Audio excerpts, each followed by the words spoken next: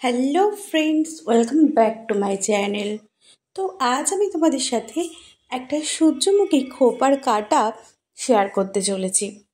তো সবার আগে আমি এখানে নিয়ে নিলাম মোল্ডেড ক্লে।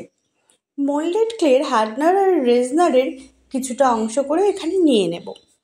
সকলে কিন্তু সম্পূর্ণ ভিডিওটা একদম শেষ পর্যন্ত দেখো। কোনো জায়গা মিস করলে কিন্তু পরবর্তীতে তোমাদের অসুবিধা হতে পারে। যারা এই সূর্যমুখী খোপার কাটাটা ট্রাই করবে তাদের কিন্তু অসুবিধা হতে পারে। আর তোমরা যারা আমার ভিডিও এই প্রথমবার দেখছো তারা কিন্তু অবশ্যই আমার চ্যানেলটিকে সাবস্ক্রাইব করে নিতে একদমই ভুলো না। পাশে থাকা নোটিফিকেশন বেলটিকেও অন করে নিও, যাতে আমি এমন সুন্দর সুন্দর নতুন ভিডিও নিয়ে আসলে সবার আগে পৌঁছাই তোমাদের কাছে। চলো, এখানে আমি হার্ডনার আর রেজানের দুটিতেই সম পরিমাণ অংশ নিয়ে একসাথে মিক্স করে নিলাম। এবার চলো এটাকে কি করব তোমাদের দেখাই। এখানে ভালোভাবে আমি একটু পাউডার লাগিয়ে নিচ্ছি যাতে এটা পেপারের সাথে লেগে না যায়। এবার আমি ওটাকে ঠিক রুটি যেভাবে বেলে তেমনভাবে একটা গোলাকার অংশ দিয়ে বেলে নিচ্ছি। ভালোভাবে বেলে নেবার পরে এখানে কিন্তু অংশটা একদম পাতলা হলেও চলবে না, আবার একেবারে মোটা থাকলেও ঠিক ভালো লাগবে না। এবার আমি এখানে ইউজ করছি একটা প্লাস্টিকের সানফ্লাওয়ারের একটা বেস। এটাকে এইভাবে প্রেস করে আমি এখানে দেখো সাইড থেকে কিছুটা ক্লের অংশগুলো যেগুলো এক্সট্রা ছিল তুলে নিলাম। এবার আমি একটা টুলসের মাধ্যমে সাইডের অংশগুলো ভালোভাবে যে এক্সট্রা অংশগুলো আছে সেগুলোকে কেটে নিচ্ছি আর ভালোভাবে সাইডটাকে চেপে দিচ্ছি। এবার এটার পিছন থেকে প্রেস করলে এভাবে অংশটা বেরিয়ে আসবে। আর তোমাদের যাদের কাছে এই প্লাস্টিকের সানফ্লাওয়ারের বেসটা নেই তাদের জন্য আমি হাতের মাধ্যমে সানফ্লাওয়ার আরও ইজিলি কীভাবে তৈরি করা যায় সেটারও একটা ভিডিও খুব শীঘ্রই নিয়ে চলে আসবো।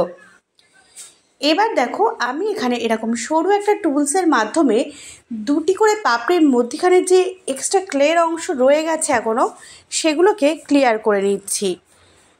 তোমরা চাইলে এগুলোকে ভালোভাবে কেটেও আরও সরুও করে নিতে পারো।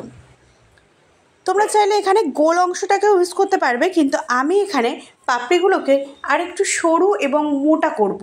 সেই জন্য আমি কি করছি দেখো, এখানে ফিঙ্গার টিপসের মাধ্যমে আমি এখানে পাপড়িগুলোর উপরে প্রেস করছি। এর ফলে পাপড়িগুলো একটা চওড়া আকৃতি নিচ্ছে। এবার তারপরে ফিঙ্গার টিপসের মাধ্যমেই পাপড়ির সাইডের যে অংশগুলো আছে সেগুলোকে ছুচালো করে নেব। দুটো ফ্লাওয়ারকে একই রকমভাবে আগে চওড়া করে নিচ্ছি ফিঙ্গার টিপসের মাধ্যমে প্রেস করে।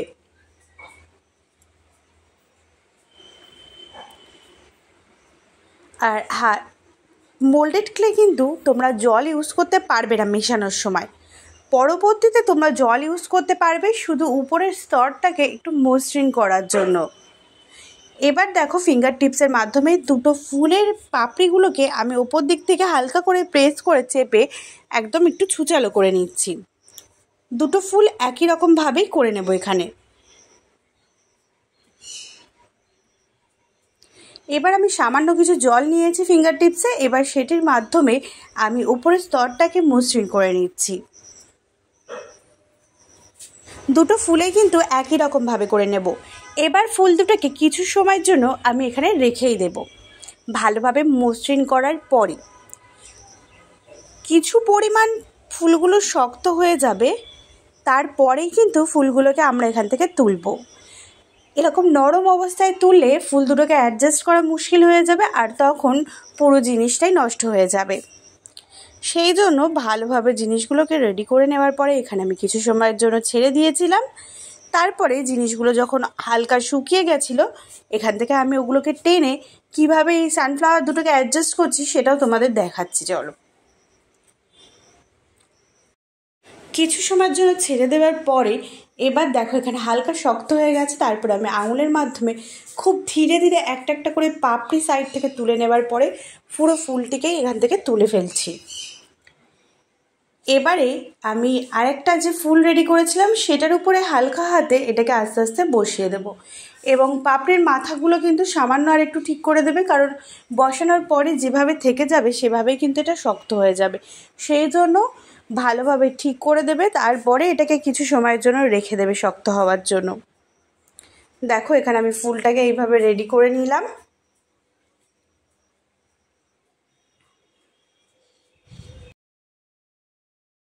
তোমরা চাইলে এখানে টুলসের মাধ্যমেও পাপড়ির মাথাগুলো ছুচালো করে ঠিক করে দিতে পারো। আমি এখানে ফিঙ্গার টিপসের মাধ্যমেই সম্পূর্ণ ফুলটাকে মাথাগুলো ছুচালো করে নিচ্ছি এবং সুন্দরভাবে রাখছি।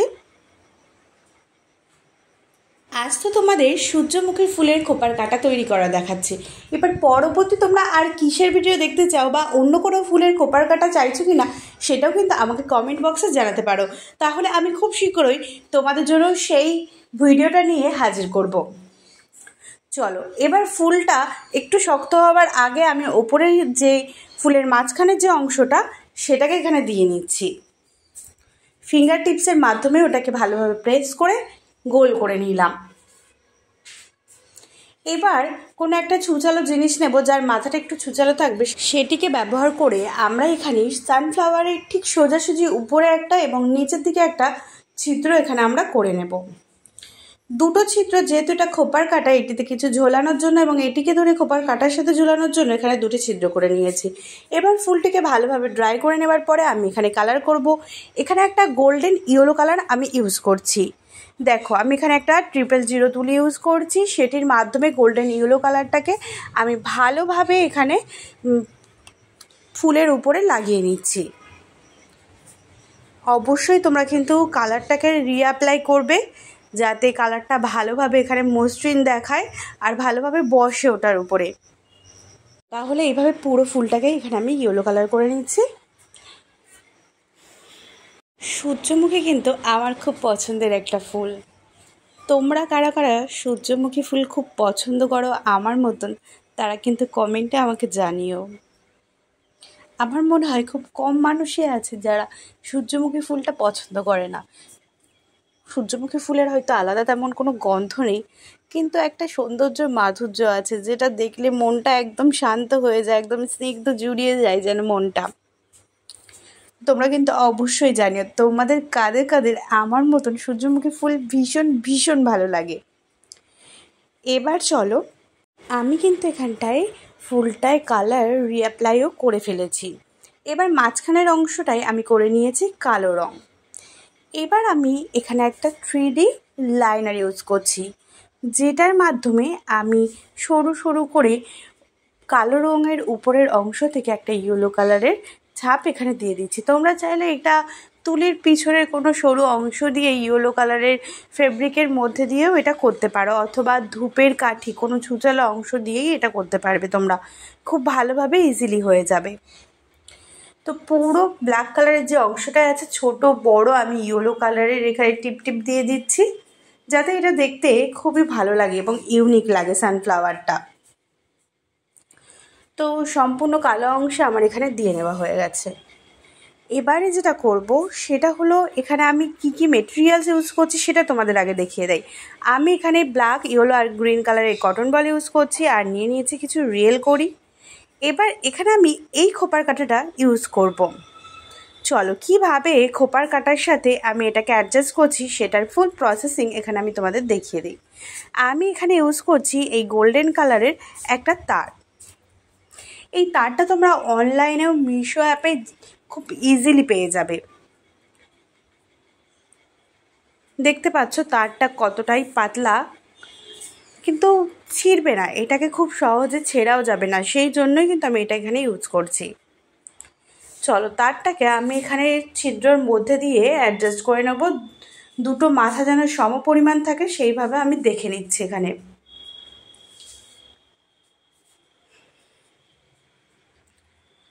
তোমরা চাইলে সিলভার কালারেরও তার ইউজ করতে পারো, তাতেও সমস্যা নেই। এবার তারের মাথাটা ভালোভাবে এখানে মুড়িয়ে নিচ্ছি। মুড়িয়ে নেবার পর আমি এখানে একে একে যে কটন বলগুলো ইউজ করব সেগুলো ভালোভাবে দিয়ে নেব। চলো, সবার আগে এখানে দিয়ে নিচ্ছি একটা ব্ল্যাক কালারের কটন বল।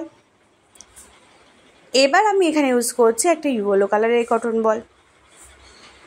যারা কিন্তু ভিডিওটা এই পর্যন্ত দেখেই ফেলেছো তারা কিন্তু অবশ্যই ফুল ভিডিওটা দেখে কমপ্লিট করো এবং আমাকে কমেন্টে জানিও এই খোপার কাটাটা তোমাদের কেমন লাগলো। আর এই তৈরির যে প্রসেসিংটা আমি তোমাদের সাথে শেয়ার করার চেষ্টা করলাম, ফুল টিউটোরিয়ালটাও, সেটা তোমাদের কেমন লাগলো অবশ্যই জানিও।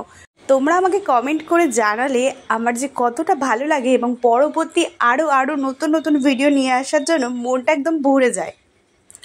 তো চলো, এবার আমি এখানে দুটো কটন বল প্রথমে দিয়ে নিয়েছি। এবার ওপরে কোপার কাটার উপরে একটা ছিদ্র আছে, সেই ছিদ্রের মধ্যে দিয়ে তারটাকে এইভাবে আমি এখানে ঢুকিয়ে নিচ্ছি। ঢুকিয়ে আস্তে আস্তে আমি এখানে পেজ দিয়ে নেব। পুরো সম্পূর্ণ তারটাই কিন্তু আমি এখানে পেজ মুড়িয়ে নেব, যাতে কোনোভাবে এটা পরবর্তীতে খুলে না যাওয়ার চান্স থাকে। কীভাবে মোড়াচ্ছি তোমরা ভালোভাবে দেখে নাও এখানে। এবারে এখানে সানফ্লাওয়ারের নিচের দিকে আর একটা ছিদ্র আমরা রেখেছিলাম, সেই ছিদ্রের মধ্যে আরও কিছু দড়ি আমি এখানে অ্যাডজাস্ট করব। এখানে আমি এই যে হাড়ের টার্সেল যেভাবে করি সেইভাবে এখানে এই দড়িটা আমি রেডি করে নিয়েছি। এবারে সেটিকে আমি কাঁচির মাধ্যমে সমপরিমাণ এখানে কেটে নেব। সমপরিমাণ ঠিক নয়, ছোট বড় সাইজের করে আমি এখানে কেটে নিচ্ছি। তোমরা চাইলে সমপরিমাণও রাখতে পারো।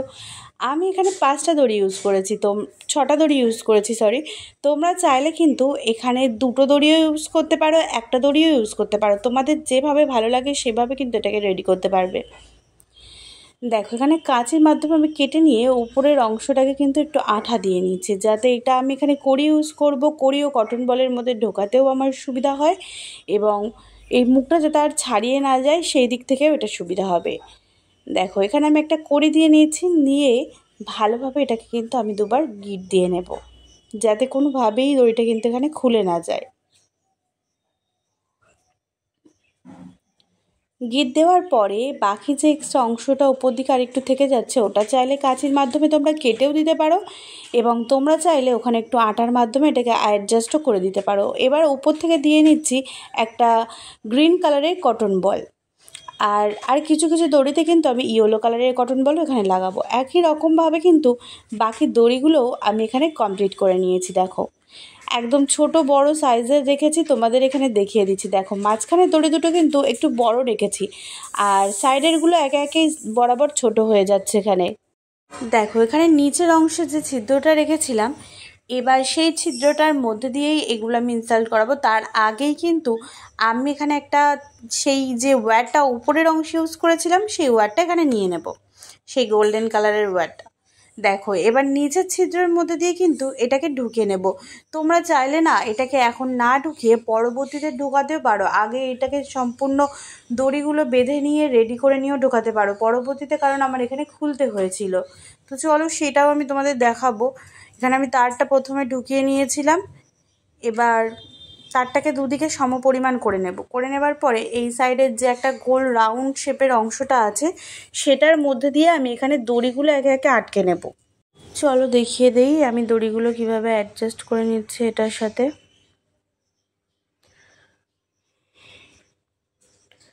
তো এখানে দড়িগুলো নিয়ে নিচ্ছি, একটা একটা করে দড়ি নেব। আমি সব থেকে বড় অংশটা আগে নিলাম। এখানে যে রাউন্ড শেপের মাথাটা ছিল সেটাকে আমি একটু টেনে বড় করে নিচ্ছি, এবং তার মধ্যে আমি একে একে একটা একটা করে দড়ি দেব এবং গিট লাগাতে থাকবো। দেখো এখানে এইভাবে আমি দড়িটা দিচ্ছি, এবং একটা করে আমি এখানে গিট দেবো। তোমরা এখানে চাইলে তোমাদের ইচ্ছা মতন প্রত্যেকটা কালার তোমরা দড়ি এখানে রেড কালারে ইউজ করতে পারো, সেটাও ভালো লাগবে। আমি এখানে ব্ল্যাকটা ইউজ করে নিয়েছিলাম। এবার দড়িটাকে কিন্তু বেশি গিট দিলে উপরের অংশের ওই জায়গাটা মোটা হয়ে থাকবে, তাই চেষ্টা করবে একটা করেই গিট দেবার, আর যে এক্সট্রা অংশটা সেটাকে এইভাবে আঠার মাধ্যমে দিয়ে দেবার। এবার একে একে প্রত্যেকটাই আমি সেই পাশ বরাবর দিয়ে নেব, একই রকম প্রসেসে।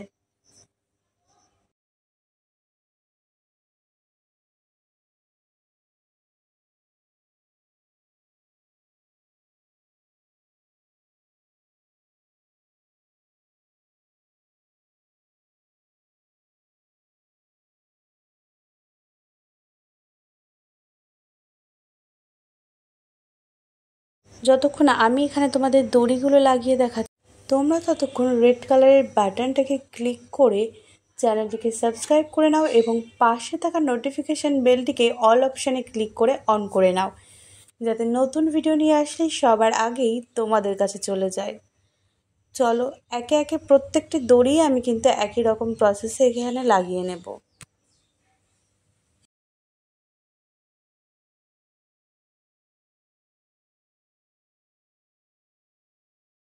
তুমি কিন্তু যেটির পরে যেটিকে লাগাতে চাচ্ছ সেটির পাশেই সেটিকে গিট বাঁধবে, না হলে কিন্তু ওলটপালট হয়ে যাবে। তোমরা যখন খোঁপায় গুঁজবে তখন কিন্তু দড়িগুলো উল্টোপাল্টা হয়ে জড়িয়ে যেতে পারে, তাই একটার পাশে আর একটাকেই আস্তে আস্তে গিট দেবে, যেটার পাশে চাইছো তোমরা।